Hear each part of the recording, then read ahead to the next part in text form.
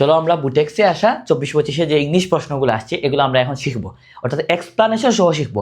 এটা কনসেপ্ট সহকারে শিখবো, অর্থাৎ এমনভাবে শিখবো যাতে অন্যান্য যে অ্যাডমিশন যেগুলো আছে বা অন্যান্য যে ভর্তি পরীক্ষা যেগুলো আছে, মানে অন্যান্য জায়গায় যদি ভার্সিটিতে পরীক্ষা দাও সেগুলোতেও কাজে দিবে। অর্থাৎ আমরা যেহেতু কনসেপ্ট সহ শিখবো, তারপরে এই কনসেপ্টে যদি অন্যান্য জায়গায় প্রশ্ন আসবে তখন আমরা সেগুলোও আনসার করতে পারবো। তো আমরা শুরু করতে পারি বুটেক্স 24-25 যে ইংলিশ প্রশ্নগুলো আসছে এগুলোই আমরা এখন শুরু করবো। চলো একটা ইন্টারেস্টিং টেকনিকের মাধ্যমে এই প্রশ্নটা সলভ করা যাক। কি দেয়া আছে? উড ইউ মাইন্ড, তারপরে গ্যাপ দেয়া আছে দ্য ডোর। তো কি হবে আনসার? ক্লোজ নাকি ক্লোজিং নাকি টু ক্লোজ নাকি ক্লোজেস হবে? তো মনে রাখবা মাইন্ডের পরে কি হয়, মানে ভার্বের সাথে আইএনজি যুক্ত করতে হয়, তার মানে ক্লোজিংটা হবে আমাদের সঠিক আনসার।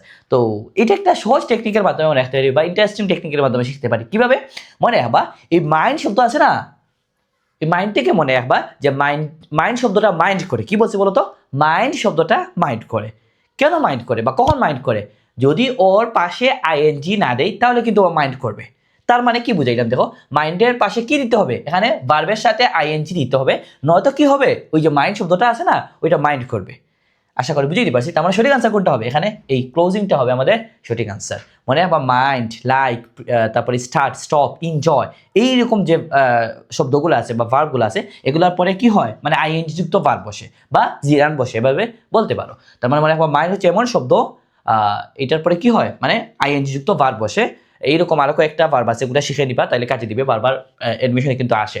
তারপরে প্রশ্নটা দেখো কি দেয়া আছে, what is the plural form of phenomenon. তার মানে এই যে ফেনোমেনন যে শব্দটা আছে এটা প্লুরাল ফর্মটা কি সেটা আমাদেরকে বলতে হবে। তার মানে এটা সিঙ্গুলার নাকি প্লুরাল, এইটার প্লুরাল ফর্মটা দেওয়া যাইছে। তার মানে এখানে সিঙ্গুলার দেওয়া আছে, এটা সিঙ্গুলার আর এটা প্লুরাল ফর্মটা কি সেটা আমাদেরকে বলতে হবে। আমরা নর্মালি জানি কি যে সাধারণত এস যুক্ত করলে প্লুরাল হয়ে যায়, যেমন বুক থেকে বুকস, পেন থেকে পেন্স, ওই রকম চেয়ার থেকে চেয়ার্স, ওই যে এস যুক্ত করলাম তার মানে কি হয়ে যায়, প্লুরাল হয়ে যায়। কিন্তু যে ব্যাপারটা শুধুমাত্র এস যুক্ত করলে প্লুরাল হয়ে যায় ব্যাপারটা ওই রকম না। অনেকগুলা ব্যাপার স্যাপার আছে যেগুলো এস যুক্ত করা যায় না, অন্যান্য কিছু যুক্ত করে প্লুরাল করতে হয়। তো তার মধ্যে এইটা হচ্ছে একটা। তো ফেনোমেননের সাথে যে এস যুক্ত করব আর হয়ে যাবে ফেনোমেনন এর প্লুরাল ফর্ম, ব্যাপারটা ওই রকম না। তার মানে এখানে একটা ব্যাপার স্যাপার আছে। কি ব্যাপার স্যাপার? তাহলে এই যে এটার প্লুরাল কিভাবে করবো, এটা হচ্ছে ব্যাপার স্যাপার। তো এইটা মনে রাখবা। আমি সহজে বলি, তোমরা ওই যে বইয়ে সাধারণত ওইরকম দেওয়া থাকে যে অন থাকলে এ হবে, ওইটা থাকলে এক্স থাকলে আইসিএস হবে, ওই রকম একটা মানে যে নিয়মটা আছে ওইটা ওইভাবে লেখা থাকে। তবে তোমরা এইভাবে না শিখে কি করবা, একটা এক্সাম্পল মুখস্থ করে ফেলবা। এক্সাম্পল মুখস্থ করলে এক্সাম্পল থেকে রুল বের করা যায়। তার মানে কি দেখো, আমি এটা মুখস্থ করে ফেলছি বা আমার অটোমেটিক দেখতে দেখতে মুখস্থ হয়ে গেছে। কি মুখস্থ হয়েছে? ওই যে ফেনোমেনন থেকে ফেনোমেনা হয়, আমার এটা মুখস্থ হয়ে গেছে। ফেনোমেনন থেকে কি হয়? ফেনোমেনা হয়। তার মানে ফেনোমেনন হচ্ছে কি, ওইটা হচ্ছে সিঙ্গুলার ফর্ম আর ফেনোমেনা হচ্ছে প্লুরাল। তো কোনটা হবে সঠিক আনসার? ফেনোমেনা কোনটা আছে এখানে, এই যে এস যুক্ত হয়ে প্লুরাল হয়েছে, ব্যাপারটা ওইরকম না, এই যে ফেনোমেনা এইটা হবে সঠিক আনসার। তো তার মানে আমি কি বললাম দেখো তো, এই যে ফেনোমেনন এই শব্দটার প্লুরাল ফর্ম হচ্ছে ফেনোমেনা। অটোমেটিক আমি দেখতে দেখতে মুখস্থ হয়ে গেছে। এখন আমার সুবিধাটা কি হয়েছে দেখো, আমি এই যে অন থাকলে এ হয়, এই অনের পরিবর্তে আমরা এ বসাই দিব তাইলে প্লুরাল হয়ে যায়। এই দেখো এই দুইটার মধ্যে পার্থক্যটা কি, এখানে অন আছে আর এখানে এ বসাই দিছি, তার মানে অনের পরিবর্তে যখন এ বসাইব তখন এটা প্লুরাল হয়ে যায়। তো এই যে অনের পরিবর্তে এ, এইটা মনে রাখাটা একটু কঠিন আমার কাছে মনে হয়। তো কি করা যায়, এই যে ফেনোমেনন থেকে ফেনোমেনা এটা যদি মনে রাখো তাহলে অটোমেটিক তোমার চলে আসবে। এই দুটোর মধ্যে পার্থক্যটা কি দেখো, শুধুমাত্র অনের জায়গায় এ বসছে, এটাই তো পার্থক্য। মানে এক্সাম্পলের মাধ্যমে সহজে মনে রাখা যায় কিন্তু। যেমন আরো দুইটা এক্সাম্পল শিখতে পারো। ফেনোমেনন থেকে ফেনোমেনা হয়, একইভাবে মাইটোকন্ড্রিয়া পড়ছো না, মাইটোকন্ড্রিয়ন থেকে কি হয়, মাইটোকন্ড্রিয়া হয়। মাইটোকন্ড্রিয়া পড়ো নাই এইটা। তো একইভাবে আরেকটা কি হইতে পারে, ক্রাইটেরিয়া। আশা করি বুঝাইতে পারছি। তার মানে অন থাকলে এ হয়, ক্রাইটেরিয়া, তারপরে মাইটোকন্ড্রিয়া, ফেনোমেনা। আশা করি বুঝাইতে পারছি। তার মানে কি শিখলা, মানে সিঙ্গুলার হচ্ছে অন থাকলে, মানে কোনো ওয়ার্ডের শেষে যখন অন থাকবে ওইটার প্লুরাল করার সিস্টেমটা কি, এ লিখে ফেলবো, মানে অনের পরিবর্তে এ, অন উঠাই দিব, অনের পরিবর্তে কি বসাইছি দেখো, এই দুইটার মধ্যে পার্থক্যটা শুধুমাত্র এ, অনের জায়গায় এ বসাইছি, আর কোনো পার্থক্য নাই এই দুইটা শব্দের মধ্যে। তার মানে কি শিখলা, অন থাকলে এ হয়, এটা সহজে মনে রাখা যাবে না? যাবে তো। তো এই যে মানে এক্সাম্পল দিয়ে শিখা এটা বেশি কার্যকর। এই অনের পরিবর্তে এ বসে এটা মুখস্থ না করে এক্সাম্পল একটা মনে রাখবা। কিভাবে? ফেনোমেনন থেকে ফেনোমেনা এভাবে মুখস্থ করবা, বা একবার বলে মানে 5 বার বললে মুখস্থ হয়ে যাবে, যার ফলে তুমি এই সবগুলা পারবা। ফেনোমেনা থেকে ফেনোমেনা, ক্রাইটেরিয়ন থেকে ক্রাইটেরিয়া, তারপরে কি মাইটোকন্ড্রিয়া থেকে মাইটোকন্ড্রিয়া, এভাবে মুখস্থ চলে আসবে, অটোমেটিক চলে আসবে। ওইটা যে এই অন থাকলে হয় এটা মানে কঠিন করে মুখস্থ করার দরকার নেই, অটোমেটিক এক্সাম্পলের মাধ্যমে চলে আসবে। চলো কন্ডিশনাল সেন্টেন্সের একটা প্রশ্ন সলভ করা যাক। কি দেয়া আছে, ইফ আই, তারপরে গ্যাপ দিয়ে আছে you, I would not hesitate to speak up. এখানে আই দিয়ে আছে, আই এর সাথে কি হয়, আই এর সাথে হয় এম হয়, নয়তো ওয়াজ হয়। তাহলে কি এম অথবা ওয়াজ হবে না, এই দুইটা কোনোটাও হতে পারবে না। কেন হতে পারবে না? কারণ আই তো সিঙ্গুলার, আমরা তো জানি আই এর সাথে প্রেজেন্ট টেন্স হইলে এম হয় আর পাস্ট টেন্স হইলে ওয়াজ হয়, তাহলে হয় এম হবে নয়তো ওয়াজ হবে, আর তো কিছু হওয়ার সুযোগ নাই। ও এর তো প্লুরাল, ওইটা তো জীবনে হতে পারবে না। কিন্তু না, ব্যাপারটা এখানে একটু ঝামেলা আছে। কি ঝামেলা আছে? এখানে দেখো তো অর্থটা কি বোঝানোর চেষ্টা করতেছে, ইফ আই ইউ, তার মানে এখানে এইটা বলার চেষ্টা করতেছে যে আমি যদি তুমি হতাম তাইলে আমি কি করতে পারতাম না, মানে আমি হেজিটেট ফিল করতাম না। তো দেখো আমি কি তুমি হতে পারবো, এখানে ওইরকম একটা অর্থ দিতেছে যে আমি যদি তুমি হতাম বা তোমার জায়গায় থাকতাম তাইলে এই হেজিটেট ফিল করতাম না, ওইরকম বলছে। তো আমি কি তুমি হতে পারবো, না না না, ব্যাপারটা আমি তো হতে পারবো না।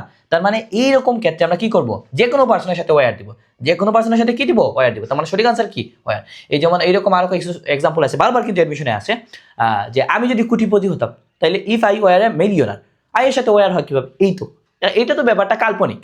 আমি যদি রাজা হতাম, এটা জিনিস কি, if I were a king, I এর সাথে কিন্তু ওয়ার হইতেছে, মানে আবার যে কাল্পনিক ব্যাপার স্যাপার এগুলোর ক্ষেত্রে আমরা কি ইউজ করবো, যে কোনো পার্সন থাকুক ওটার সাথে ওয়ার ইউজ করবো।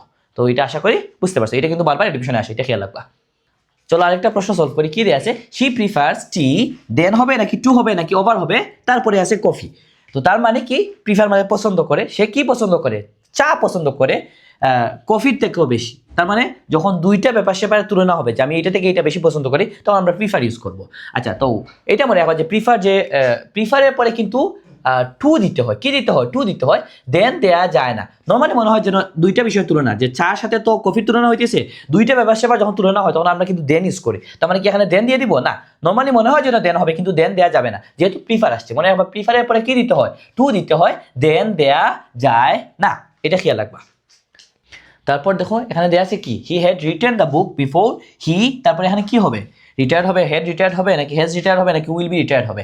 তো এই যে বিফোর আফটার, মনে বা বিফোর আফটারের ব্যাপার সেটা খুব ইজিলি মনে রাখা যায়। এই যে পাস্ট ইনডিফিনিট নাকি পাস্ট পারফেক্ট, এটা কোডিং করার দরকার নেই। আমি এভাবে বলছিলাম যে V2 থাকলে হেড প্লাস V3, ওইরকম একটা ক্লাস আছে, এই টেকনিকের মাধ্যমে অনেকগুলো টপিক সলভ করছি, এটা কমেন্ট সেকশনে দিব, এটা তোমরা দেখে নিবা। V2 থাকলে হেড প্লাস V3, তার মানে কি বিফোর আফটারের ব্যাপার সেপারে যখন আসবে তখন এইটা মনে রাখবা, V2 থাকলে হেড প্লাস V3, তার মানে কি সহজ কথা, বিফোর আফটারের দুই পাশে দুইটা থাকবে, তার মানে কি V2 থাকবে এক পাশে, অন্য পাশে থাকে হেড প্লাস V3, এটা তার মানে কি দেখো, এখন এই যে বিফোরের যে অংশটা ফিল আপ করে দিয়েছে এটার মধ্যে তাকাও, কি দিয়ে আছে, হেড প্লাস V3 দিয়ে আছে, কি দিয়ে আছে, হেড প্লাস V3 দিয়ে আছে। তার মানে যেহেতু এই অংশে হেড প্লাস V3 দিয়ে আছে, তাহলে অন্য যেটা অংশ আছে এটাতে কি হবে, V2 হবে।